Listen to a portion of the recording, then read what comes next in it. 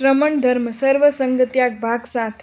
कितने संयमियों को अंतप्रांत वापरने से वायु होने के कारण उनके लिए स्निग्ध वापरना जरूरी बनता है। किसी रोग में तो प्याला भरकर शक्कर भी वापरनी पड़ती है। दुर्बाली का पुष्य मित्र रोज घी वापरते थे। श्री योग शतक में बताया कि किसी साधु शरीर का शरीर ही ऐसा होता है कि उसे रोज घेवर वापरना पड़ता है, तो वह घेवर वापरे, उसके पुण्य प्रभाव से रोज निर्दोष घेवर मिलते थे। ये सब बातें समझने जैसी है, एकांत आग्रह करना योग्य नहीं। पूर्व हमने भी जिन जिन विषय में कड़क निरूपण किया है वह एक नई बात समझना, इसमें एकांत आग्रह कभी नहीं पकड़ना। संखड़ी स्थाने गोचरी काजे डग पण कदी नवी मांडे, त्याग धर्म थी जग जनता ने संत की दृष्टि पमाड़े धन्य ते। रूढ़ भाषा में कहे तो अनेक लोगों को एक स्थान पर भोजन संखड़ी कहा जाता है। संखड़ी में जीवदया का पालन कम होता है। अधिकतर बड़े पैमाने पर काम होने से सभी वस्तु में जीव रक्षा का ध्यान गृहस्थ नहीं रख सकते। साधु को संखड़ी में सबसे बड़ा दोष लगता है आसक्ति पोषण का। संखड़ी में मिष्टान आदि वस्तुएं होती ही है और ज्यादा प्रमाण में होती है, इस कारण साधु अधिक प्रमाण में लेते हैं। वापरे तो आसक्ति पोषण होना स्वाभाविक है। और भी संखड़ी में एक ही स्थान से सब लेना होता है, जिसमें घर घर घूमना नहीं होता, मतलब धीरे धीरे सुखशीलता के संस्कार पड़ने जाते हैं। यहाँ 10 मिनट में गोचरी का काम हो जाता है। घरों से निर्दिष्ट गोचरी के लिए फिरे तो लगभग 1 घंटा लगता है। थकान भी लगती है, पसीना होता है, गर्मियों में ताप लगता है। संखड़ी में ये सब नहीं होता। ऐसे साधु में धीरे धीरे सुखशीलता के संस्कार घुसने लगते हैं। घर घर गोचरी घुसने में अकुलाहट होती है।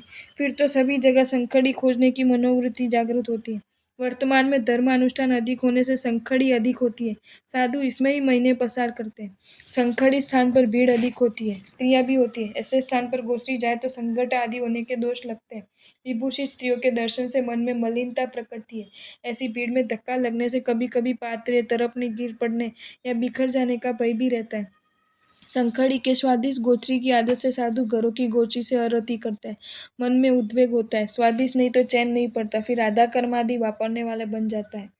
ऐसे अनेक नुकसानों की संभावना से इस संखड़ी में अगर एकदम निर्दोष गोचरी मिलती हो तो भी उसमें जाना उत्सर्ग मार्ग से निषेध है।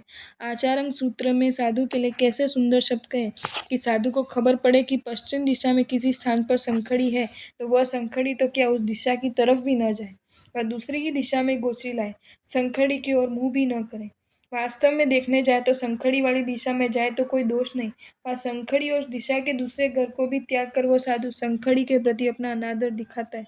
इसमें अपवाद भी है, उसकी मनाही नहीं, लेकिन वर्तमान में जो दोष लग रहे उस अनुसार इसमें अपवाद है ऐसा लगता नहीं।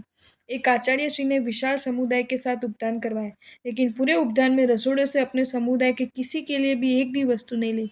मात्र आयम्बिल वालों के लिए शिप्रा नामक एक ही द्रव्य होने की सम्मति दी। तीनों समय की गोचरी घरों से ही आती थी। आज भी ऐसे उत्तम महात्मा की जो छड़ी पालित संघ में भी रसोड़े की गोचरी नहीं वापरते, नजदीक के गांव से गोचरी लाते हैं। उपदान, छड़ी पालित संघ, नवाणु यात्रा संघ में होने वाले तप, ये सब तो शास्त्र अनुसार ही है, इसमें कोई प्रश्न नहीं। लेकिन उनके रसोड़े में श्रमणों को आसक्ति, सुखशीलता, अधिकोद्री, विजातीय दर्शन, संगठा, संयम विराधना इत्यादि जो दोष लगते हैं वे तो शास्त्र अनुसारी नहीं है ना। इन दोषों का त्याग ये शास्त्र अनुसारी है। अगर उपदान आदि शास्त्र अनुसारी है, कर्तव्य ही है, तो आसक्ति, सुखशीलता आदि का त्याग भी शास्त्रानुकारी होने से कर्तव्य है।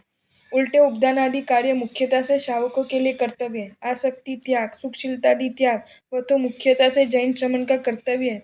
तो जैन श्रमण के दोनों कर्तव्यों में से किस कर्तव्य पर जोर देना, मुख्यता से श्रावकों के कर्तव्य पर या फिर मुख्यता से साधु के उचित कर्तव्य पर।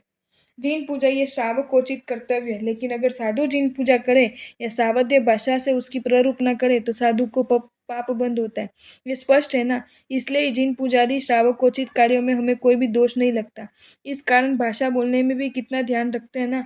उसी प्रकार उपदान, संघ आदि श्रावकोचित कार्य में हम दोषों में न फंसे, हम आसक्त, सुखशील, संयम, विराधक, विकारी न बने, इसकी पूरी ध्यान रखना या नहीं।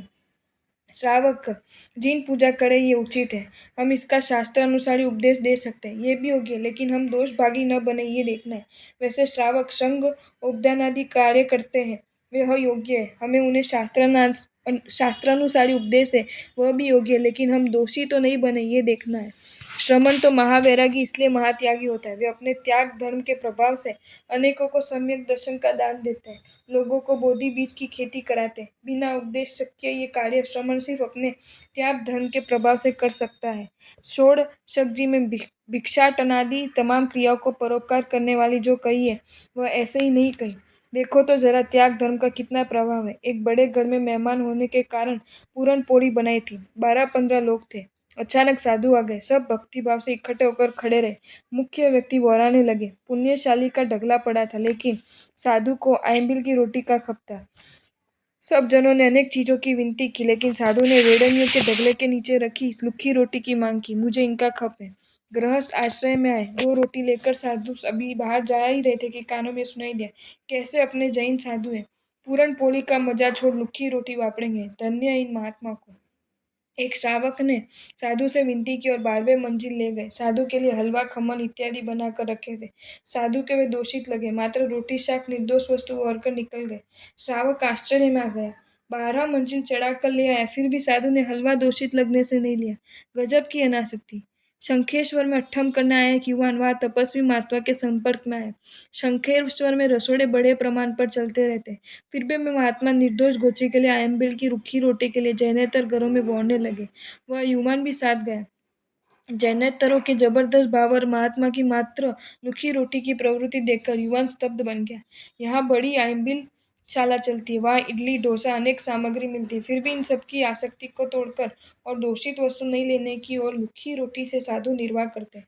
इस विचार से वह युवान इतना भावित बना कि उसमें दीक्षा लेने का निर्णय किया। वह मुमुक्षु बन गया। एक साधु का त्याग धर्म एक संसारी को साधु बनने की प्रेरणा देने वाला बना। जैनेतरों के घर गोचरी गए महात्मा को पेड़ा मावा की विनती हुई। ये घर के हैं या बाहर के? मावा कैसा है? कितने दिन का है? प्रश्न पर वो होने जैसे नहीं लगे। साधु ने मना किया। उन जैनेतरों को लगा क्या लेंगे, रोटी छाछ ओढ़ कर चले गए। जैनेतर सोचने लगे कि ये जैन साधु कुछ खाने को मिलता नहीं इसलिए नहीं आते, ये तो अच्छी वस्तुएं भी नहीं लेते, रुपये दे तो भी मना करते। इन लोगों का आचार अद्भुत है। जैनेतरों में जैन साधु के त्याग की कितनी गहरी छाप है, ये तो उनके साथ संपर्क करो तो पता लगता है।